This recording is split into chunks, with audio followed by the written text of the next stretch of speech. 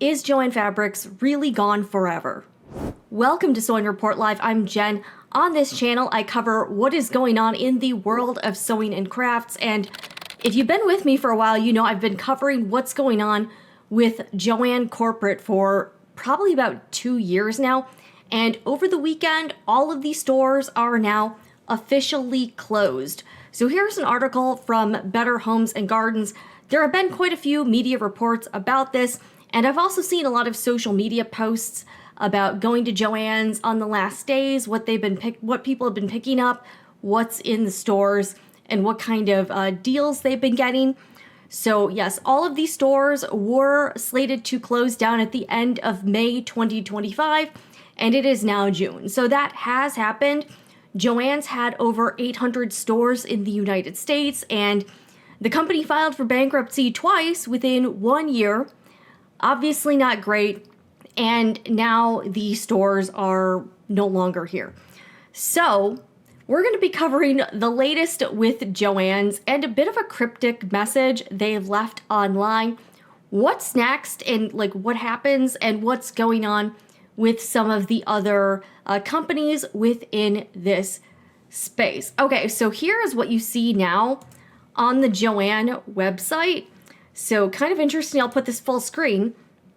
So now when you go to joann.com, there is just a little placard here. It says, "Thank you for crafting with us. For generations, Joann has been honored to be part of your creativity, your quilts, costumes, school projects, and handmade moments of love. It has been our joy to serve makers and dreamers across the country." But here's where people are intrigued, including myself. "We're stitching something new behind the scenes, and we can't wait to share what's next. Stay tuned for exciting news about the future of Joann." So now we're all left to speculate, what exactly does this mean? All right, so if you want to check out some of my previous coverage, we talked about what really happened with the bankruptcy, and the company was sold during an auction to a liquidation company called Great American Group, and also like a group of Joann's creditors. Kind of a complicated situation, but the liquidation company, after they purchased Joann and all of the assets, then they were running the show for the last, like, I would say 2 months, probably about 2 months, and like doing liquidation sales, and so it was really no longer Joann's at that point. So here is the website that they had to update people on the bankruptcy. So obviously this is no longer applicable because the stores are no longer open. But yeah, so they shut down sales online, and then you could only shop in store. And then the discounts were all over the place. They did get, I think, better as like the time was running out. But I don't know, I kind of thought about it, and I decided not to. I haven't been to Joann's in a while. I'm mostly at home here.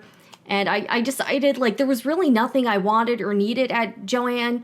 And I don't know, I didn't really want to go just to go, and I didn't really want to go just to like film anything. So I know a lot of other people did, and I don't know, it just wasn't something I was super comfortable with. So, you know, I didn't. I've just been reporting what's been going on from, you know, here in my house. Now, as far as the court stuff goes with the bankruptcy, there are supposed to be some hearings in the Delaware Bankruptcy Court, but they've been canceling them. So there's nothing that's really going to be going on with, like, nothing groundbreaking. They're just sort of wrapping up things with like the creditors, and they have a bunch of like what's going to happen with all of the store leases, that type of thing. I did see that there's other businesses might be taking over some of the Joann's leases.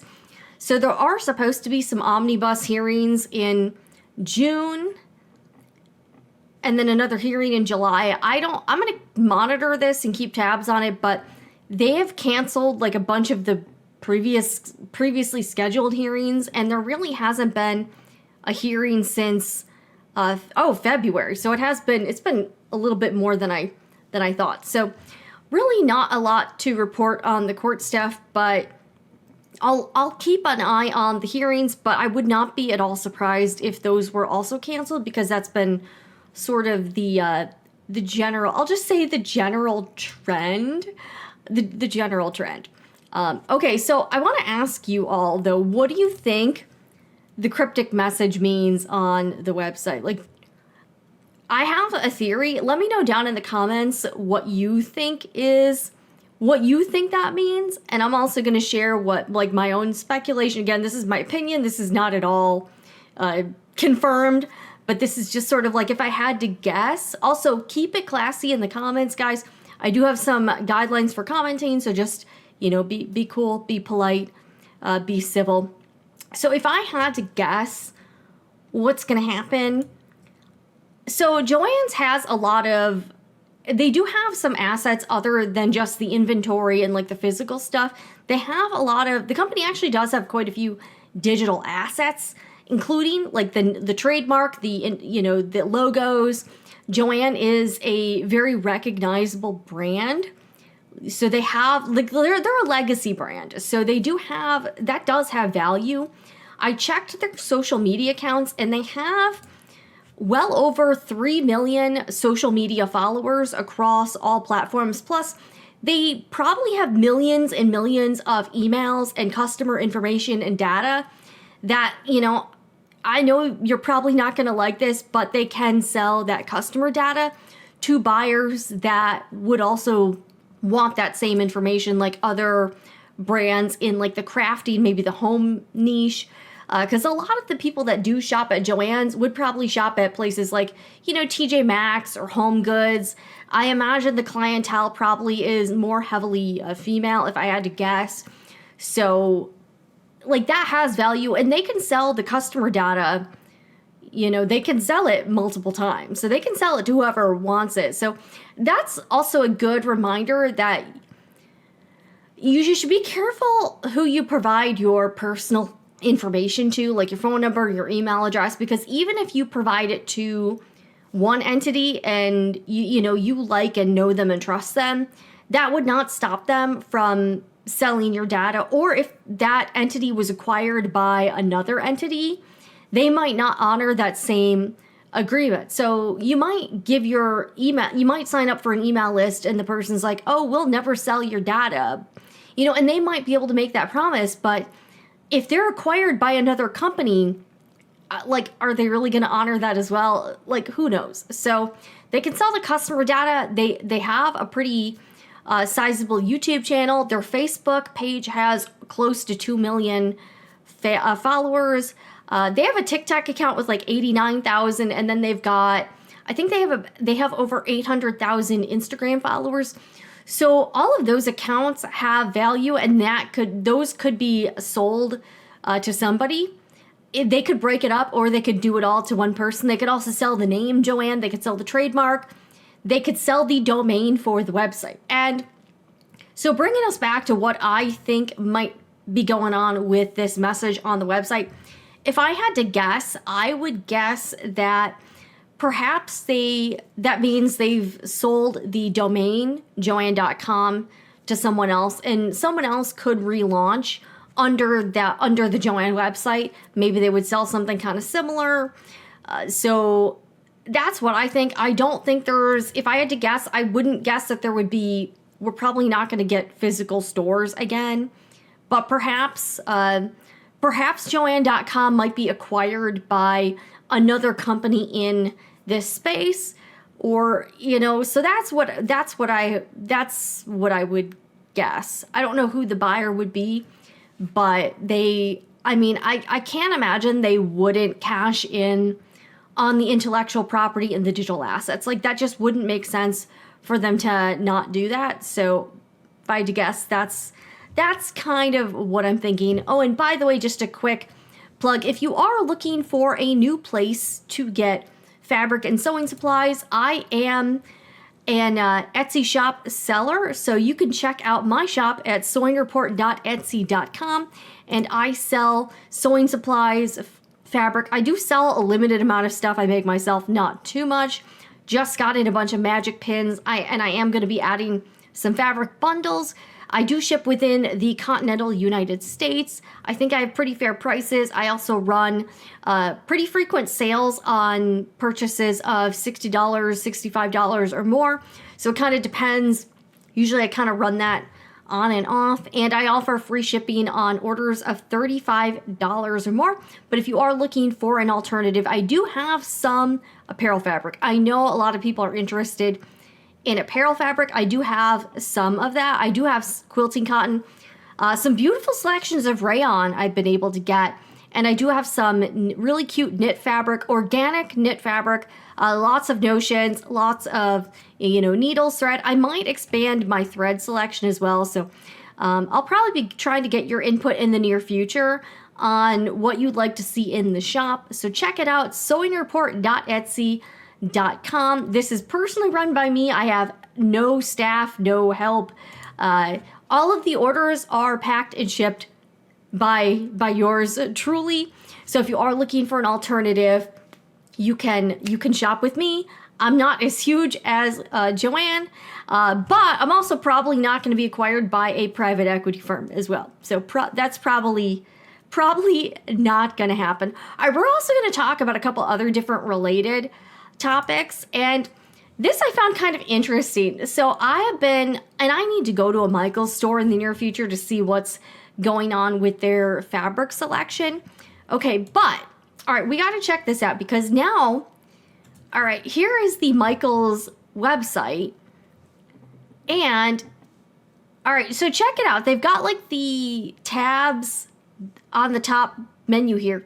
Notice there's a section on the right here that says Joann Shoppers, and it's in like the same shade of green as Joann uses. So I did find this kind of amusing. So let's check out what they're trying to. Okay, so they're really very, I thought this was kind of funny that they're really not even trying to pretend that they're not coming for the Joann customers. It says right here, welcome Joann customers. We've got your go-to essentials and so much more. So they're really trying to rebrand themselves. I'll have to check out their social media as well. Everyone is welcome at our craft table from project start to finish. Discover fabrics, yarn, needlework, notions, and more, all in one place. So they're trying to advertise themselves as an alternative to Joann's, so maybe they can get some of the market share that Joann's had. Fabric, yarn and needlework, sewing machines. They've got a rewards program. And I was, they are getting more and more fabric, and I did find their prices to be like not, pretty reasonable. All right, so let's check out the apparel, and yeah, let's just take a look here. Let's see what they got. And the reason I want to go to a store is to see like what the selection is in store versus just, online. I mean, okay, these prices. Okay, and they have some third-party sellers. Okay, so this is interesting. So not only is Michaels selling stuff directly, but they also have third-party sellers, much like Amazon and Walmart do now. So you can see shipped and sold by Radian, Fabric LA. So this is interesting. So Michaels is looks like they're trying to be kind of like the Amazon of the crafting world. And I don't think these prices are, okay, yeah, Hair Bow Center. So yeah, this could be kind of interesting if they're allowing external vendors to sell their stuff via Michaels. So again, this is not fulfilled by Michaels, so it says sold and shipped by these companies. I don't think the prices are bad. I mean, $4.99 a yard. Yeah, I mean, that's, all right, lots of pop-ups on here. I mean, that some of this, what is this? Okay, polyester. I mean, that's still not a bad price. So I think the prices don't seem bad. So maybe Michaels can help make up some of the difference. I know a lot of us are wondering like where else you're going to get some of the stuff Joann's had, and maybe Michaels can step it up. Maybe Michaels can do it. We'll have to see. And they did recently get a new, let me see, I'll just, hold on a second. They did recently get a new CEO because the other guy stepped down to go to another corporation. So, okay, here we go. So here is, I'm trying to get a picture of, okay. So here is they got a new CEO in February, so it was a little bit ago. So the new CEO is David Boone. All right, okay. He's also going to be on the board of directors. Okay, he was the interim CEO of Ascendant, a wholesale e-commerce and 3PL company. He was also the CEO of Staples Canada, and he worked for TD Bank USA and some other. Okay, also he was at Canada. Okay, so this guy looks like he's probably Canadian, I'm assuming. Let's see if we can get a picture. Let me see if we can get a picture of this this person. Let's see here. David Boone, Michael's CEO. Let's see if we can get a photo. Okay, is this... Okay, here we go. All right, here we go. Oh, all right. Oh, this is a much better website, actually. Okay, so here he is. So this is David, the new CEO. Okay, so here's their whole... At least they actually have their leadership team on the website, because Joann's took theirs down a while ago. So here are the people in charge at Michael's. This is David Boone. All right, let's see here. Bachelor from... Okay, yeah, he's... Okay, from McMaster. So it looks like he might be Canadian. Kellogg School of Management. Okay, Heather Bennett, President and EVP of Marketing, E-commerce, and Innovation. All right. President of Bugaboo, previously. MBA. Nicholas Bertram, President and Chief Operating Officer. He was in food. Okay, lots of food stuff and Walmart. Uma Bemisetti, Executive Vice President and Chief Information Officer. All right, this person actually has a good amount of experience in home stores. That might be helpful. Gymboree, Tailored Brands, Tim Cheatham. All right, lots of people from Walmart here. A lot of Walmart folks.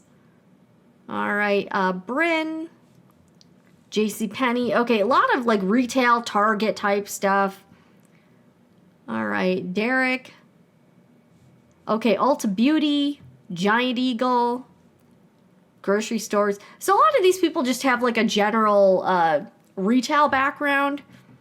I don't see anyone at a specific craft-oriented business. No, I don't see any like Joann veterans either. So here are the folks currently in charge at Michael's. Okay, yeah, lots of just general retail experience here. So that's what we're working at with the Michael's folks. So let me know if you've been to a Michael's recently and did you find any fabric there, any good fabric? Let me know. I'm going to probably check out Michael's in the near future just to see like what's going on there. There is a Michael's near my mom's house, so I can always kind of maybe do that. But the last time I was at that Michael's, there were really, although this was also during the pandemic, but like it almost looked like it was closing and like half the store was empty. But that was kind of a few years ago, so I haven't been to one recently. Okay, another thing I do want to get to is the Ditto pattern projector. Now, I have one. I've not opened it. I know that's really embarrassing. I'm probably going to have to do that soon. I've heard some of you were able to pick up a Ditto pattern projector on the cheap at one of these Joann closing sales for like 20 bucks, 10 bucks. So that's crazy.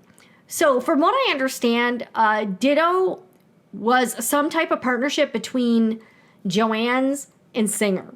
So it looks like Singer has absorbed Ditto completely from Joann's. I don't know if they had to maybe buy them out or something, but it looks like for now Ditto is, not going to go away. So if you do have a Ditto pattern projector, it's not going to get bricked. But again, and I was telling you guys about this when it first came out, because it relies on a cloud app, that is always a possibility for any product that relies entirely on it to be supported. If the company ever drops that support, your product is useless. So you do have to keep that in mind. Now, that being said, I think if you picked up a Ditto if you were one of those lucky ducks that got a Ditto for 20 bucks, I'm so jealous because I paid, I think, over $350. And there are people out there that paid $800, $799 for a Ditto pattern projector when it first came out. And I'm probably going to do a separate video just on the Ditto. Maybe I'll do an unboxing. So you can still go to the website. Also, there is a Facebook group for support with Ditto. And there's also some fairly helpful YouTube videos. But here's the thing. So now Singer has them available on the website, and they're charging $499. At one point, they were charging $399. Now they've jacked the price up to $499. And I'm going to be real. I think they're going to have a hard time getting people to pay $499 after all of us saw them being sold so cheap at Joann's. Like at Joann's, even before all of the liquidation sales, the Ditto pattern projectors were like $199. So I think Ditto has a problem with the perceived value of this product at this point, because the price has been all over the place and people have paid like so many different prices for this that no, who's gonna want to buy this at $500? Like I definitely wouldn't. And I honestly feel a little ripped off for paying what I did. Because I was like, man, and I haven't even opened mine. Like, that's the crazy thing. I know, it's like a total embarrassment. But I really wish I would have waited until, like, at least I could have paid like $200 for one.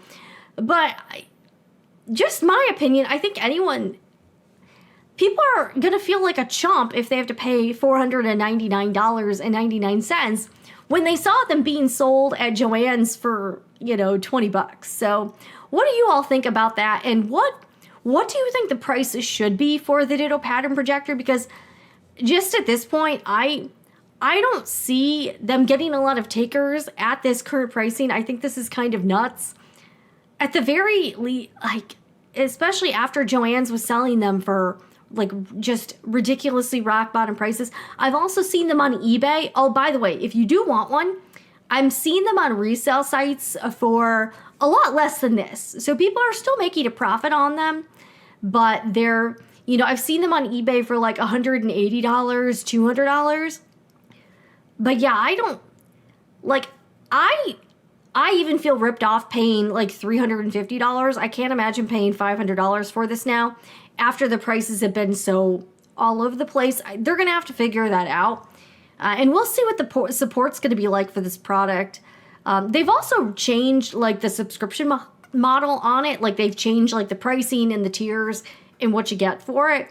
So that's kind of interesting. So Ditto so if you do own a Ditto, it does look like it's not going anywhere, at least for now. So, but I mean, if you did pay $800 for one, I just can't imagine what you're feeling right now, knowing that people got one for like $20. That's just insane to me. And I'm like, ugh. So that's really the latest with whatever is going on with Joann Fabrics and this whole sphere.